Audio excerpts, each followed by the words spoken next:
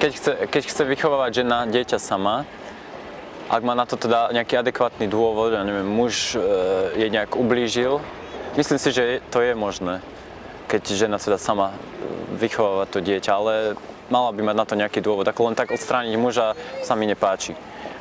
Myslím si, že manželstvo nie je nevyhnutné na to, aby bol ten pár šťastný.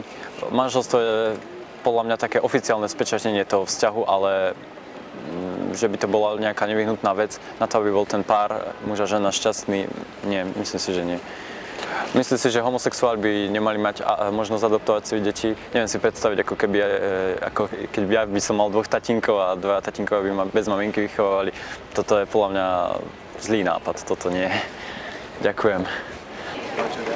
Myslím si, že dvaja ľudia môžu žiť spolu bez toho, aby boli manželia a môžu byť pritom šťastní. Záleží na ich voľbe, teda či sa oženia alebo vydajú respektíve, alebo nie. Ale myslím si, že nebráni to k šťastiu. Pracujúca matka to má pri vychovávaní detí podľa mňa o dosť ťažšie ako matka, ktorá nepracuje, keď vychováva svoje deti, pretože má oveľa menej času. Záleží to na osobnosti, ale ja si myslím, že matka, ktorá nepracuje, má oveľa viac času na tie deti, tým pádom aj tá výchova je kvalitnejšia, venuje sa hlavne im, tá práca ide vlastne vtedy bokom a myslím si, že toto je pre tie deti ideálnejšie, teda ideálne.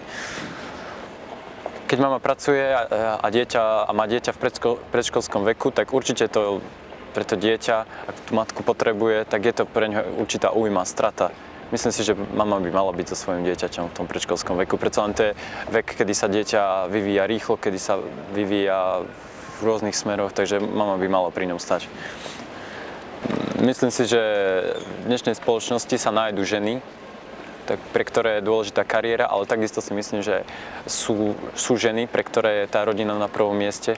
Takže ťažko budem škatulkovať ženy, že sú iba na rodinu alebo iba na prácu. Myslím si, že záleží to zase od typu osobnosti, ale sú určite aj také. Myslím si, že keď je žena doma s dieťaťom, tak je to pre ňu určite, alebo podľa mňa aspoň ja, čo poznám ženy, tak je to určite pre ňu príjemnejšie, ako keď má prácu. No, možno sa vyskytnú aj také ženy, ktoré bez tej práce nedokážu žiť a to dieťa im nenahradí tú ich prácu, ale ja by som radšej spoznal tie druhé ženy. Pre ženu, mať práca pre ženu znamená určite určitú nezávislosť, ale že by to bol najlepší spôsob. Žena môže byť nezávislá, nemusí to byť len pri práci.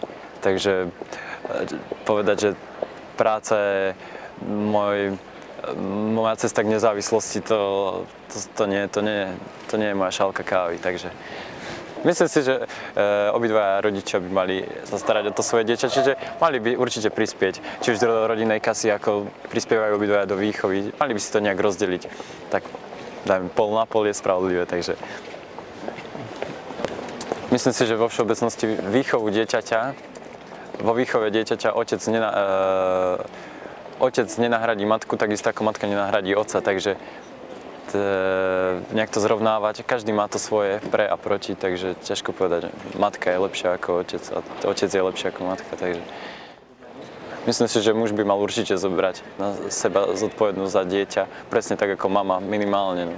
Tam nevidím dôvod, prečo by malo zobrať na seba menej zodpovednosti za svoje dieťa a menej zodpovednosti ako vlastne jeho žena, takže myslím si, že v rodine by sa mala rozvíjať poslušnosť tých detí. Deti by mali byť poslušné, ďalej nadobudnú nejaké slušné maniere, tolerancia a rešpekt voči ostatným. Takisto ďalšia vlastnosť, ktorú by malo dieťa nadobudnúť v tej rodine.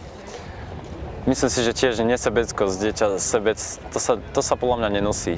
Sebci. Nemám rád sebcov, takže ľudia by nemali byť sebeckí. Náboženská viera, no záleží to od rodiny. Rodina, ktorá nie je nábožensky orientovaná, k tomu svoje dieťa nepovedie. No naopak rodina, ktorá je orientovaná nábožensky, povedie svoje dieťa vlastne k tomu, aby k viere alebo k tomu, aby verilo. A ohľaduplnosť k iným ľuďom, to je vec, bez ktorej sa dneska človek nezaobíde. Takže človek by mal byť ohľaduplný.